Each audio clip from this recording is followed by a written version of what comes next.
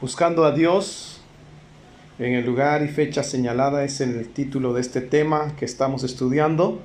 Y hoy en esta parte nos corresponde el tema número 4 de esta serie, que hemos hablado de buscando a Dios en el lugar y fecha señalada. Y el tema número 4, congregarse y los discípulos de Jesús.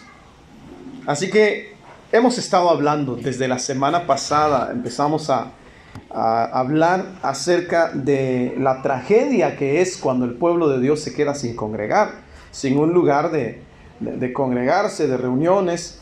Y el pueblo de Israel comenzó a crear sinagogas. Y las sinagogas, hermanos, se refiere a pequeños lugares de reunión, ya no pensando en el templo o el santuario principal en Jerusalén, sino ya en lugares donde se establecían grupos pequeños de judíos que estaban desterrados, que estaban fuera de su tierra.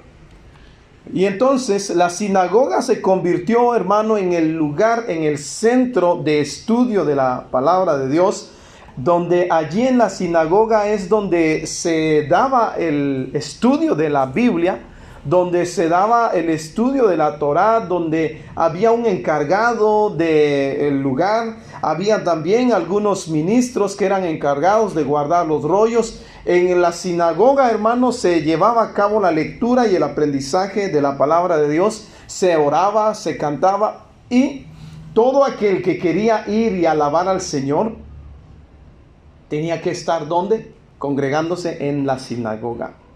Hoy vamos a continuar hablando de congregarse y los seguidores de Jesús. Y en primer lugar quiero compartir con ustedes esta mañana el concepto de sinagoga. Vamos a avanzar, Byron. Y la palabra sinagoga viene del término sinagoge. Y esta palabra sinagoge se refiere, hermano, este es un término griego en el Nuevo Testamento, y se refiere a asamblea de personas, a un lugar de reunión de los judíos, pero también por implicación o por analogía se refiere a congregación. Incluso dice este léxico de James Swanson, dice que se refiere también a iglesia cristiana. Y nosotros decimos, pero es que la sinagoga es distinto a la iglesia. La iglesia no es la sinagoga. Y vamos a darnos cuenta, hermano, de que al principio en el Nuevo Testamento no había mucha diferencia entre estos lugares. No había mucha diferencia. Pero también en la siguiente, Byron, la palabra sinagoga viene de una raíz, según nos dice Strong, que es un erudito de los idiomas bíblicos. Este término sinagogue viene del término sunago. Y este término sunago significa conducir juntos, y por implicación coleccionar o reunir. Vean la palabra sunago. Y este término es reunir, coleccionar. Es eso, hermano. Congregar, reunir, unir, convocar, dice el léxico de James Strong en este caso. Pero también dice que esta palabra sunago, hermano, es la unión de dos palabras griegas, y una de ellas es la palabra ago. Ago. Y la palabra ago significa guiar, conducir. Y sun, que es la otra palabrita sun, y ago. Y esa palabra sun se refiere, hermano, a juntos, unidos. Pero me llamó la atención al ver la etimología de este término de sinagoga, que es la palabra sinago, y de ahí viene la palabra, ahí está la raíz, que es ago, ¿qué significa ago? Según ve usted en el cuadro verde. Guiar y ¿qué? Conducir. Y si usted ya junta las dos palabras, sun, ago, es juntos. O sea, guiar juntos, conducir juntos. Entre los griegos había un pueblo que es hasta hoy día, hermano, un pueblo bastante admirado en el tiempo de guerra. Se dice que, proyéctame la siguiente, por favor. Se dice, hermano, que esta palabra sinagoga es, hermano, una palabra que se toma de un término griego que es agogé. Y la agogé, de ahí viene la palabra sinagogue.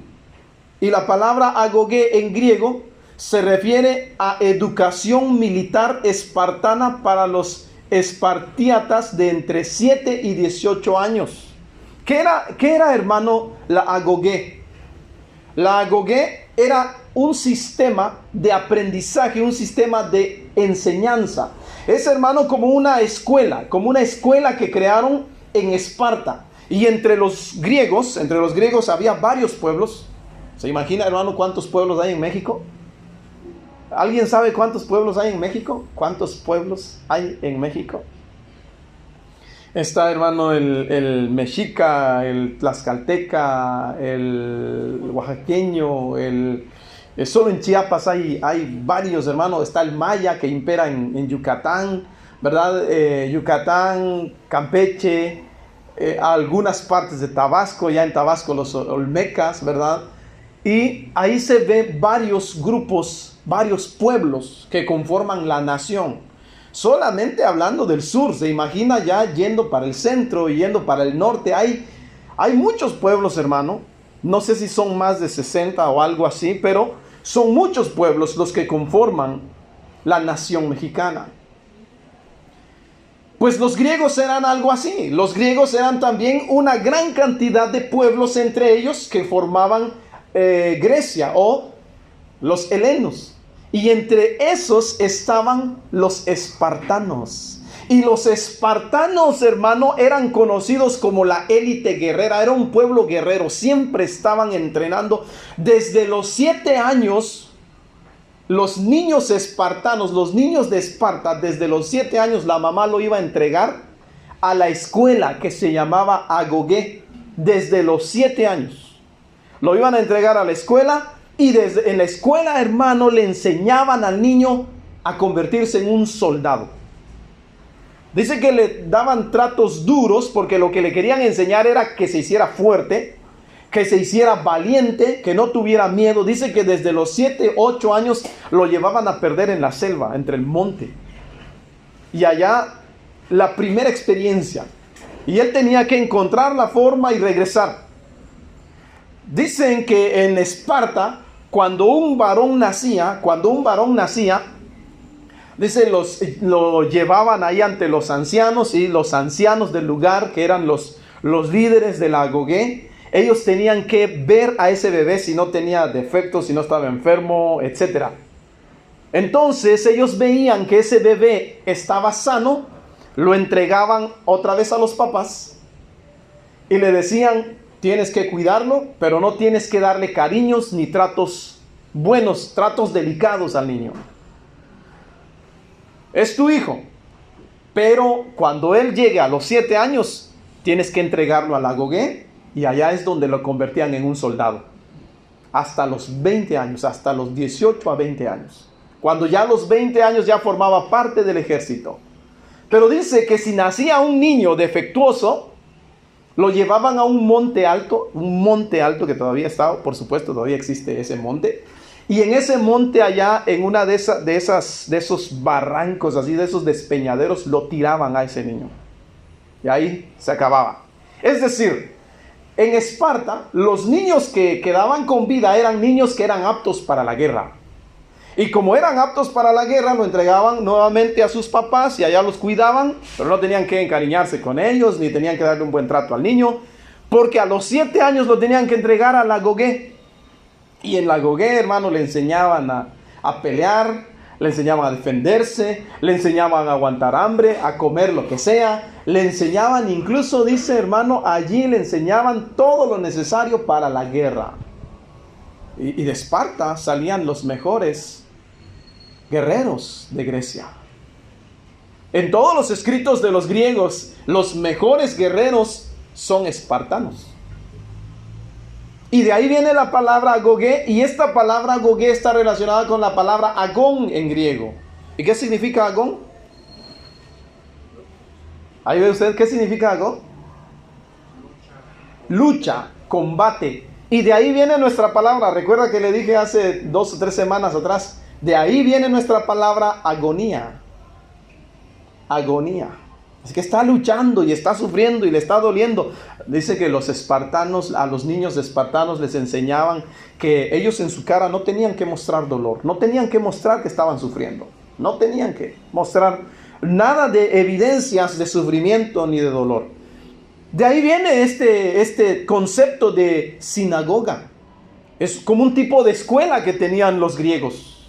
Y los judíos, cuando establecen sus sinagogas, ya el concepto es diferente. Pero sabe, hermano, que en la sinagoga se estudiaba, se leía y se enseñaba la ley a los niños, a los jóvenes, a los adolescentes, a los adultos. Ahí se enseñaba hasta el día de hoy. Existen las sinagogas judías donde van a reunirse para aprender. A diferencia de los espartanos, ellos van a aprender a hacer guerra. Los judíos van a la sinagoga para aprender de la palabra de Dios. Ahora vamos a leer algunos textos.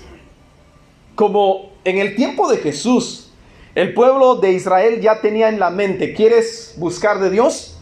¿A dónde tienes que ir?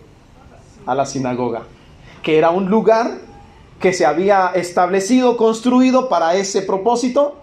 Y todo aquel que quería buscar y servir y alabar a Dios y adorar a Dios, tenía que ir a la sinagoga. Los judíos se reunían el sábado, 7º día, hasta el día de hoy se reúnen. Siguiente, Byron.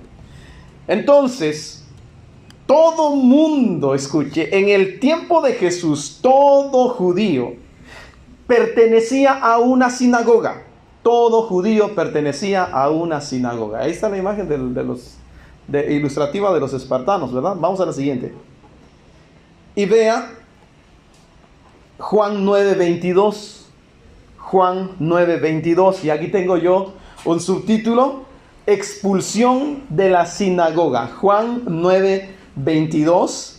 Y vamos a leer lo que dice el apóstol Juan, dándonos algunos detalles respecto a la función acá de la sinagoga. Y es muy interesante ver cómo es que Juan escribe estos datos, estos detalles, porque Juan está escribiendo en una época en que la sinagoga y la iglesia estaban confrontadas grandemente, ya para el tiempo en que Juan escribe. Pero en el tiempo en que Jesús vino al mundo y él estaba aquí entre los israelitas, en el tiempo en que Jesús vino al mundo, la sinagoga era el lugar de culto. Muy bien. ¿Alguien ya lo tiene, por favor? ¿Quiere leerlo? Ahí se va a proyectar. Juan, ¿ya lo tienes, Byron? 9:22, ahí está la cita. ¿Alguien quiere leerlo en Reina Valera? Que tenga Reina Valera y que lo lea, por favor. Esto dijeron sus padres porque tenían miedo de los judíos, por cuanto los judíos ya habían acordado que si alguno confesase que Jesús era el Mesías, pues fuera expulsado de la sinagoga. Hermano, aquí en el tiempo de Jesús se menciona que sí se podía expulsar de la sinagoga a aquel que no cumpliera las reglas de la sinagoga. Se podía expulsar. De hecho, expulsaban a gente. Por ejemplo, algunos de los que eran expulsados de la sinagoga eran los publicanos.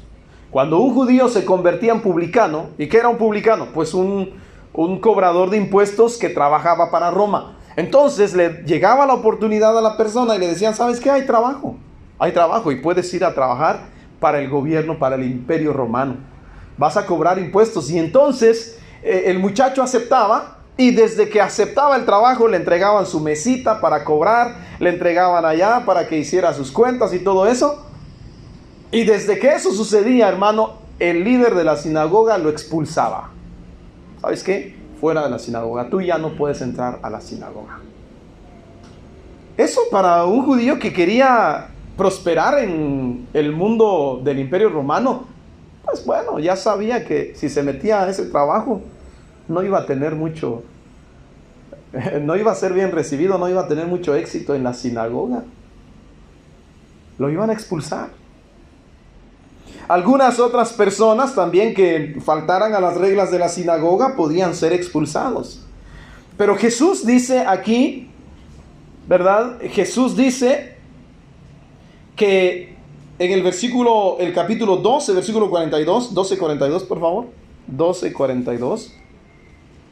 Sin embargo, muchos de los judíos creyentes en Jesús, incluso algunos de los más importantes, pero no lo decían en público por miedo a los fariseos, para que no los expulsaran de las sinagogas. Vea. Es lo que dice acá Juan en 9:22 y en 12:42, es que para el tiempo de Jesús, al principio Jesús se congregaba. ¿Dónde se congregaba Jesús al principio? En la sinagoga. Jesús era judío, él iba a la sinagoga. Al principio él predicaba en las sinagogas. Pero ¿qué pasó después? Cuando los líderes judíos, los líderes de las sinagogas, empezaron a ver que Jesús enseñaba cosas diferentes de las que ellos enseñaban, ¿sabe qué hacían los maestros judíos, los maestros de las sinagogas? Expulsaron a Jesús. Lucas nos cuenta cómo expulsaron a Jesús. Cómo a Jesús lo sacaron de la sinagoga y lo querían tirar en un barranco, allá en un despeñadero. Lo que estaban haciendo, hermano, era expulsarlo de las sinagogas de Nazaret. Entonces, ¿sabe qué era expulsar de la sinagoga? Ya no puedes entrar aquí. Aquí ya no eres bienvenido, ya no puedes entrar. Y Jesús siguió predicando. ¿Dónde predicaba Jesús? En las casas,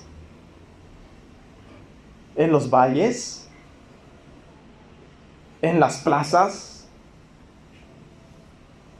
en las montañas. Allí, hermano, predicaba Jesús. Ya en la sinagoga lo expulsaron.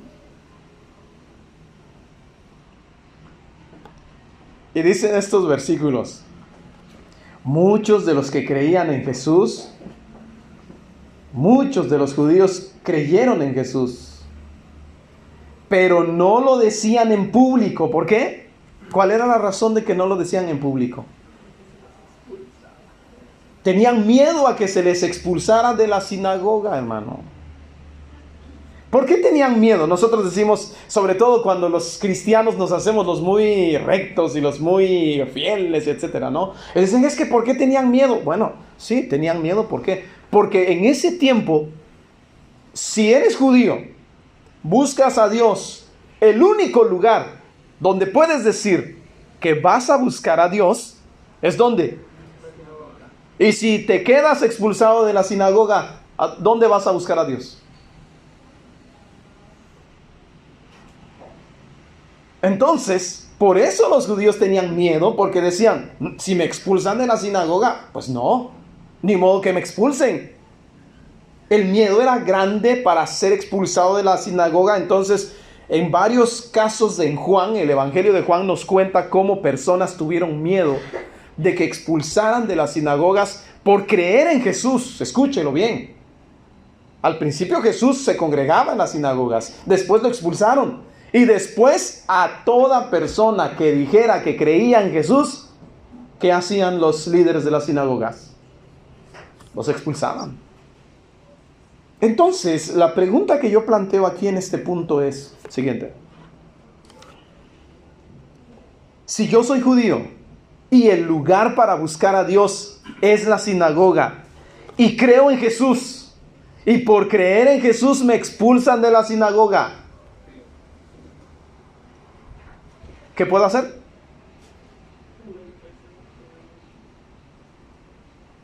¿Me quedo sin reconocer a Jesús? ¿Prefiero quedarme en la sinagoga o me arriesgo a que me expulsen de la sinagoga? Y si me expulsan de la sinagoga, la pregunta es, ¿qué voy a hacer? ¿Qué hago si me expulsan de la sinagoga? ¿A dónde voy a congregarme? ¿A dónde voy a buscar a Dios? ¿A dónde voy a adorar a Dios? ¿A dónde voy a que me enseñen la palabra de Dios? Si me expulsan de la sinagoga, ¿qué hago? Y vea el capítulo 16, versículo 2, todavía se pone más fuerte. 16:2. En Reina Valera, ¿alguien lo quiere leer, por favor?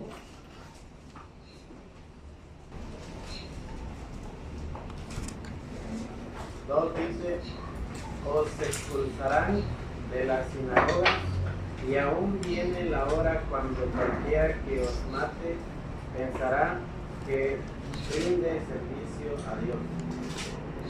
¿Quién está hablando ahí? está hablando Jesús y se lo está diciendo a ¿quiénes? A sus seguidores. Y Jesús le dice a sus seguidores, va a venir el momento en que los van a expulsar a ustedes, os expulsarán de las sinagogas. Y aún viene la hora cuando cualquiera que os mate pensará que rinde servicio a Dios.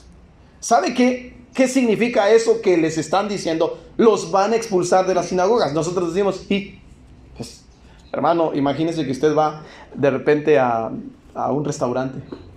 Y en ese restaurante le dicen, ¿sabe qué? Usted no puede estar aquí. Y le dicen, mire, por favor, desaloje el lugar. ¿Cómo se sentiría usted? ¿Cómo se sentiría? Avergonzado. ¿Y? Mal. ¿Y? ¿Y?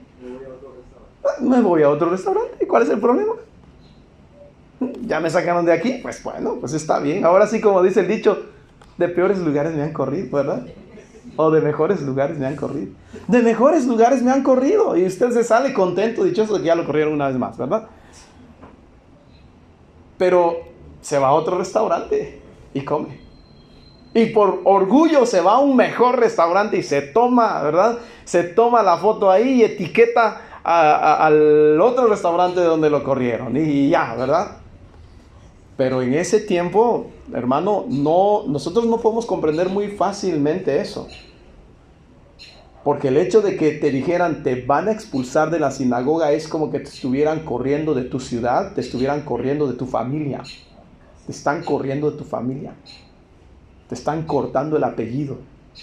Te están cortando los lazos, los vínculos que te unen a tu pueblo. En la sinagoga era donde se circuncidaba a los niños. En la sinagoga, hermano, era donde se dejaban los registros de las genealogías. Aunque este niño nació, es hijo de tal, es hijo de tal, es hijo de tal. Ahí estaban los registros. Y si te corren,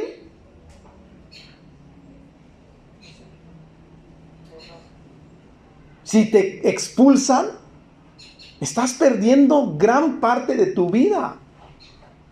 Entonces, que Jesús le dijera, los van a expulsar. La pregunta es, si me llegan a expulsar de la sinagoga, ¿qué hago? Y entonces Jesús dice, qué bonito es este versículo. Me gusta mucho este versículo. Vea Mateo 18, 20. ¿Qué dice el versículo? Porque donde están dos o tres, ¿qué dice? Congregados. ¿En qué? En mi nombre. ¿Qué dice? Allí estoy yo. ¿Qué? En medio de ellos. ¿Qué dice Jesús? ¿Sabe qué es lo que está hablando Jesús aquí? Está dando reglas para la nueva comunidad. La iglesia no existía en ese tiempo. Existían las sinagogas, existía el pueblo de Israel. Pero por seguir y por creer en Jesús, los expulsaban de las sinagogas. Y si ya nos expulsaron de las sinagogas, ¿qué hacemos? ¿Qué vamos a hacer? Jesús anticipa eso y Él les dice, donde están congregados, dos o tres en mi nombre, allí estoy yo. ¿Sabe qué está haciendo Jesús? Les está diciendo, ustedes pueden congregarse. No necesitan estar en la sinagoga, porque ya los expulsaron. Entonces les está haciendo ver que establezcan nuevas congregaciones en el nombre de Él. Nuevas congregaciones en el nombre de Él. Cuando Jesús previó esto, que sus seguidores serían expulsados, el versículo nos muestra cómo Jesús está haciéndoles ver la regla. Si usted lee desde el versículo 15, lea desde el versículo 15. Por tanto, si tu hermano peca contra ti, ve y repréndele estando tú y él solos. Si te oyere, has ganado a tu hermano. Mas si no te oyere, toma aún contigo a uno o dos, para que en boca de dos o tres testigos conste toda palabra. Si no los oyere a ellos, dilo a la iglesia. ¿Dilo a qué? Y si no oyere a la iglesia, tenle por gentil y publicano. O sea, expulsarlo de la iglesia. expulsarlo de la iglesia. De cierto os digo que todo lo que atéis en la tierra será atado en el cielo, y todo lo que desatéis en la tierra será desatado en el cielo. Otra vez os digo que si dos de vosotros se pusieren de acuerdo en la tierra acerca de cualquier cosa que pidieren, les será hecho por mi Padre que está en los cielos. Porque donde están dos o tres congregados en mi nombre, ahí estoy yo en medio de ellos. Muy bien. Vea cómo Jesús está dando las reglas de la nueva comunidad. Siguiente. En este término que se utiliza aquí, hermanos, cuando se dice congregados, la palabra congregados en griego, lo tengo yo aquí abajo, en paréntesis. La palabra congregados que dice Jesús viene de la palabra sunago. Sunago. Proyéctame allá la número 2 después de la que tiene el título. Sunago, recuerda el término, sunago, porque donde están dos o tres congregados, y ese término es sunago. Ugar eisin duo etreis sinegmenoi, o sunegmenoi. Ese es el término, sunegmenoi. Y ese es el término sunago, que es la raíz de la palabra ¿qué? ¿De qué palabra es raíz esta? Dijimos. A ver, al inicio de hoy, ¿de qué raíz, qué palabra es raíz esta palabra? Sunago. De sinagoga. Vea, de ahí viene la palabra sinagoga, de sinagogue. Y esta palabra significa asamblea, congregación. Y esta palabra sinagogue, la siguiente, viene de la raíz, su raíz de donde surge esa palabra es sunago. Y esa palabra sunago, la raíz de esa palabra sunago es ago, que significa guiar y conducir. Aquí está la palabra sunago. Y de esa palabra se forma sinagoga. Pero Jesús dice, y cuando los expulsen de las sinagogas, los van a expulsar de allá. ¿Cuál era la sinagoga? El lugar de reuniones de los judíos. ¿Y qué vamos a hacer, Señor? Nos están expulsando por seguirte a ti. ¿Qué vamos a hacer? ¿Nos quedamos sin lugar de reuniones? ¿Usted qué responde? ¿Usted qué respondería? Ok, ahora sí. Y Jesús les dice, ¿dónde están? Sunago. 2 o 3 en mi nombre, ahí estoy yo. Los corrieron de la sinagoga por seguir a Jesús. Nos quedamos sin sinagoga. ¿Y qué dice Jesús? ¿Qué dice Jesús? A ver. Ustedes que siguen mi nombre, si hay 2 o 3, congréguense allí. Congréguense. Hermano, el hecho de la congregación no es algo que nosotros nos hemos inventado en este tiempo. Ya vamos a hacer una congregación y vamos a establecer días de reunión. No, esto viene desde dónde. A ver, ¿quién recuerda? ¿Desde dónde viene este concepto de congregarse? ¿Desde dónde? A ver. ¿Desde dónde?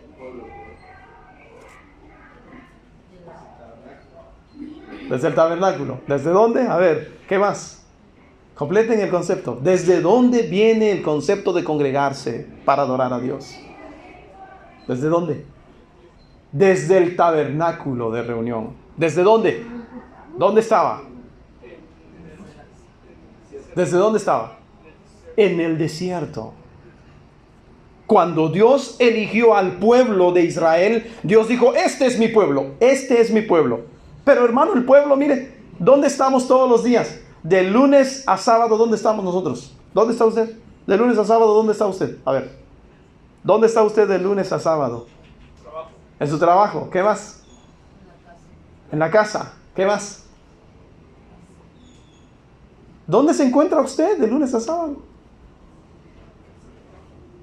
Y el pueblo de Israel, hermano, ¿dónde estaba? ¿Era el pueblo de Dios? Sí, es el pueblo de Dios. Pero ellos de domingo a viernes, ¿dónde estaban? Estaban en el campamento haciendo sus cosas y recolectando su maná y cociendo su maná y haciendo sus actividades y entrenando para la guerra y así moviéndose, caminando, sí, pero cuando Dios les decía tienen que congregarse, es un tiempo apartado para estar juntos como pueblo de Dios, para alabarle y adorarle y buscarle a Él en un lugar que Él estableció.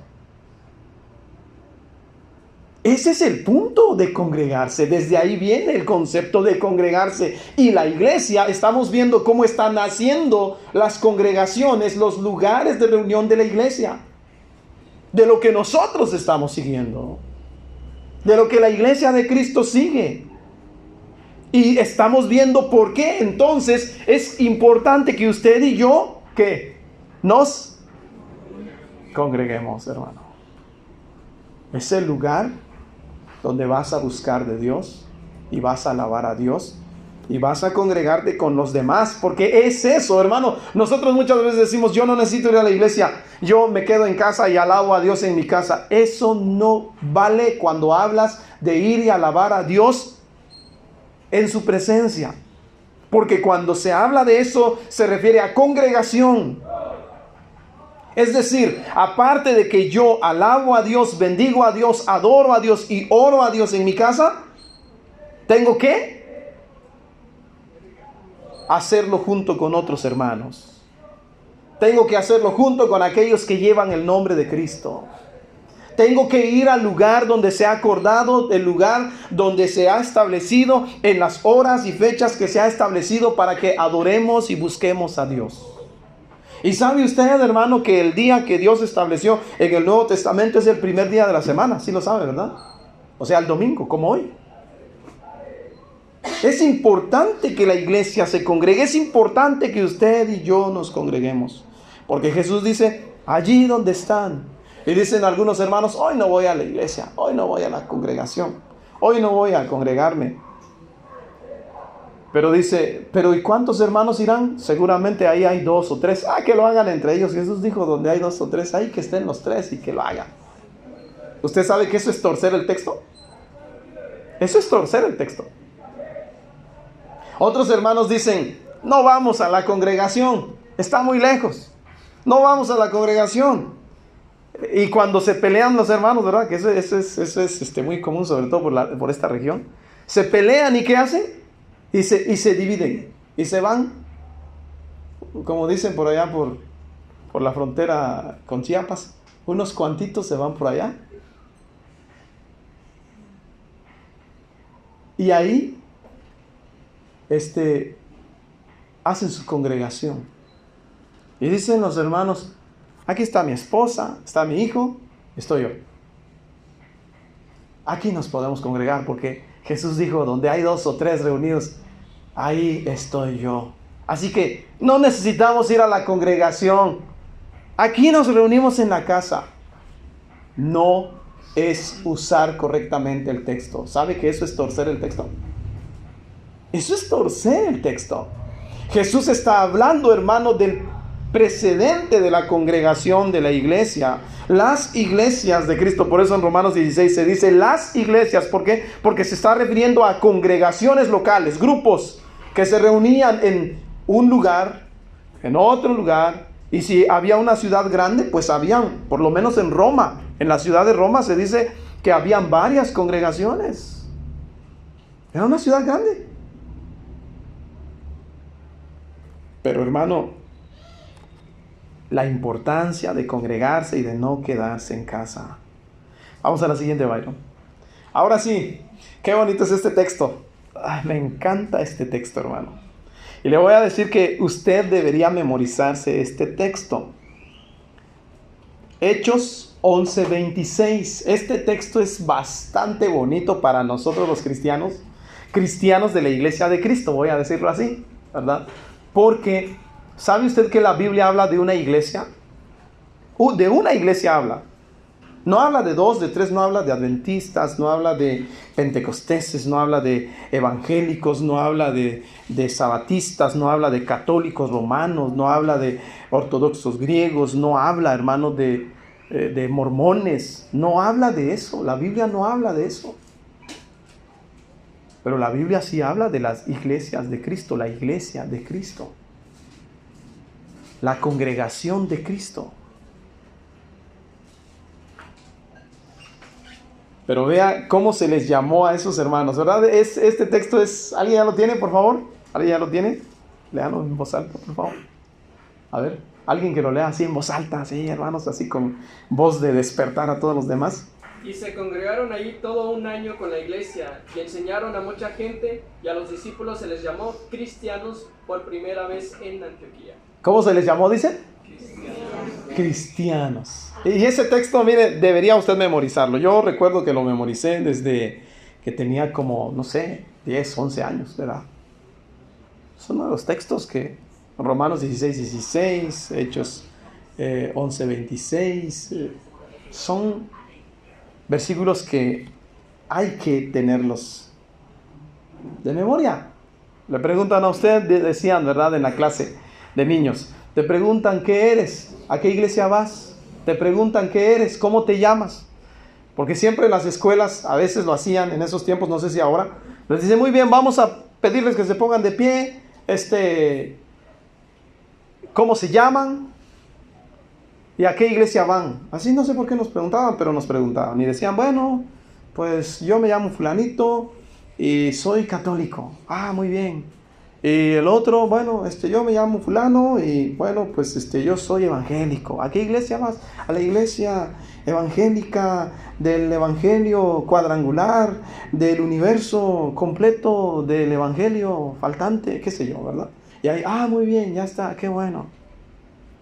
Y el otro, bueno, yo me llamo fulano y yo soy adventista del séptimo día. Ah, muy bien, qué bueno. Y el otro, y entonces nos llegaba el turno a nosotros y nos decían, ¿y tú cómo te llamas? Yo me llamo Byron, mi apellido es Alonso. ¿Y tú qué eres? Yo soy cristiano. ¿Y cuál es la pregunta más que nos hacen? A ver, usted que pasó por eso. ¿Cristiano de qué? ¿Cómo? ¿Qué más? A ver. ¿Qué diferencia?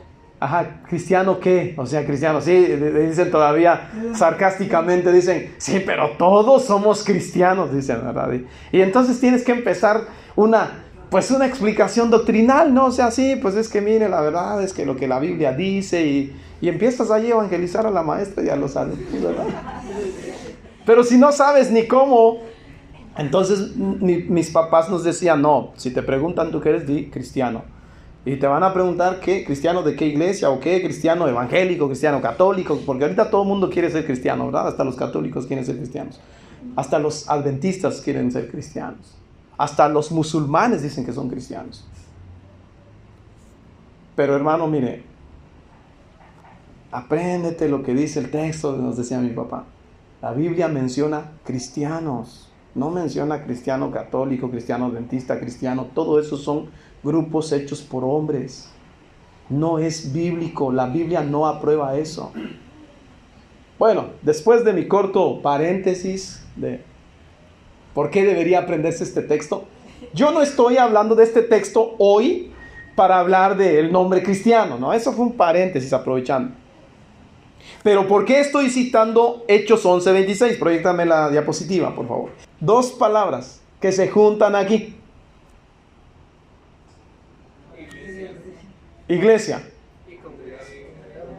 Y congregarse.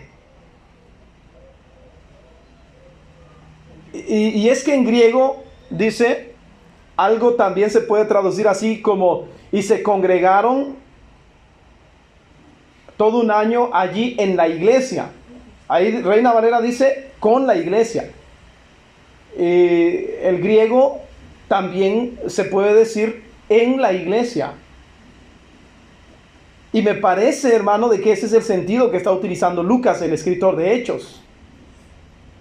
Vea cómo el versículo, ahora sí proyectame la diapositiva. Aquí el término congregarse es el término sunago. Sunago, congregaron, se congregaron. Congregarse ahí es sunago. Pero el término iglesia viene de un término griego también, que es eclesía. del griego eclesía. Y este es el texto donde se juntan los dos conceptos de juntarse, reunirse, pero ¿como qué? ¿Como sinagoga? ¿Somos nosotros una sinagoga? Le pregunto. Entonces, en ese sentido cultural, ideológico, no somos una sinagoga. Hermano, además hay que considerar que la sinagoga como mínimo debe de ser 10 varones. 10 varones. Iglesia, ¿no? 10 varones. La iglesia no. ¿La iglesia cuántos? Mínimo. 2 o 3. Y aquí mire, hermano, ¿cuántos sabemos? Ahora, quiero hacer la aclaración de que Mateo 18, 20, el hecho de que diga 2 o 3 no significa que siempre tenga que estar solo esos 2 o 3. Hay hermanos que lo entienden así y dicen, no, pues es que ¿para qué vamos a evangelizar? ¿Para qué vamos a ganar más almas? Y la Biblia dice que donde hay 2 o 3, así que démonos los 3 y ya estuvo. Y decimos, dicen todavía los hermanos, somos, ¿qué? ¿Dios quiere qué? ¿Dios quiere qué? Calidad y no cantidad. Dice, ay sí, qué buena calidad somos, ¿verdad? Es un poco arrogante eso, ¿no? En el sentido del término, cómo se utiliza en el Nuevo Testamento, ya la iglesia no es una sinagoga, por eso es que se utiliza el término eclesía. Los judíos usaban el nombre que usaban los judíos para su lugar de reunión y para denominarse al grupo. Ellos decían, ¿tú de qué sinagoga eres? Bueno, yo soy de la sinagoga de los libertos. ¿Y tú de qué sinagoga? Yo soy de la sinagoga de... Ahí, cada sinagoga tenía su nombrecito ahí. Pero cuando Jesús dice, donde ustedes 2 o 3 estén reunidos en mi nombre, escúchelo bien, en el nombre de Él, el nombre de Cristo. ¿Y qué? Los hermanos en Antioquía de Siria se congregaron, se reunieron, pero como iglesia. Allí es donde se marca la diferencia entre que la sinagoga y la iglesia no son lo mismo. Aunque parecen. Y ¿sabe qué? En el principio, aquí cuando empezó la iglesia y la sinagoga se parecían. Se parecían mucho. Y conforme fue avanzando el tiempo, la iglesia se fue separando más y más y más. ¿Sabe usted que todavía por allá, por el año 60, 70, había cristianos que se congregaban en las sinagogas todavía? Había sinagogas que eran cristianas. Después del año 70, todas las sinagogas prohibieron que hubiese cristianos en las sinagogas. Y fue ahí cuando se separó completamente. Ya no era lo mismo decir congrégate. ¿Y dónde? Ya el texto de Hechos 11:26 habla de la diferencia, hermano, entre congregarse en una sinagoga y congregarse ya en una iglesia. Pero la iglesia está ahí, mire, dice el texto, se congregaron todo un año, proyectame el texto, se congregaron allí todo un año. No dice solo un año para aquellos que después del año se dejan de congregar.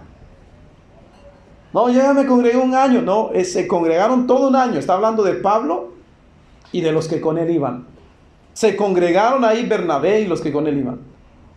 Todo un año con la iglesia. La iglesia se está empezando a formar y la iglesia sabía, hermano, que se tiene que congregar. Hasta aquí me quedo hoy. Congregarse. Por eso el autor a los Hebreos dice, ¿qué dice?